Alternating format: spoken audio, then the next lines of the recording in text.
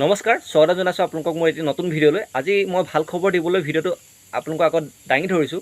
ভাল খবৰটো হৈছে অসম পুলিচ ABUB বা SI হওক বা কনিষ্টবলেই হওক, এইসমূহ নতুনকৈ আকৌ পোষ্ট মুকলি হ'ব।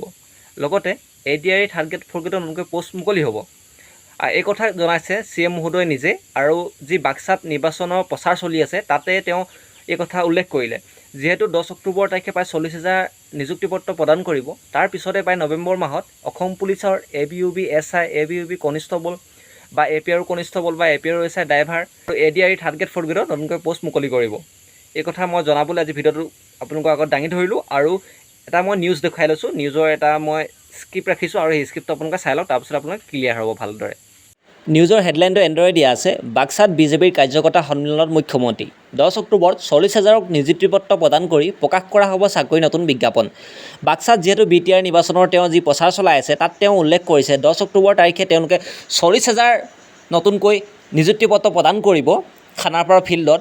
তাৰ উপৰিও তেওঁলোকে নৱেম্বৰ মাহত নতুনকৈ Assam police ABUB SI constable APR SI আদি কৰি ড্ৰাইভাৰকে আদি কৰি বহুতখিনি পদ তেওঁলোকে নতুনকৈ মুকলি কৰিব।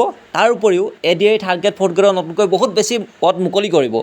গতিকে এই কথা তেওঁ নিৰ্বাচনৰ প্ৰচাৰত তেওঁ উল্লেখ কৰিছে, কিন্তু এই কথা তেওঁ আগৰ পৰাই কৈ আছে, নিৰ্বাচনৰ বুলিয়ে নহয়, তেওঁ আগৰ পৰাই কৈ আছে যে নৱেম্বৰ মাহত নতুনকৈ পদ মুকলি হ'ব। আৰু এই কথাটোকে জনাবলৈ আপোনালোকক মই আজি ভিডিঅ'টো দাঙি ধৰিলোঁ, আৰু আপোনালোকে আপোনালোকৰ প্ৰস্তুতি অব্যাহত ৰাখক, চেষ্টা কৰক আৰু আগবাঢ়ি যাওক।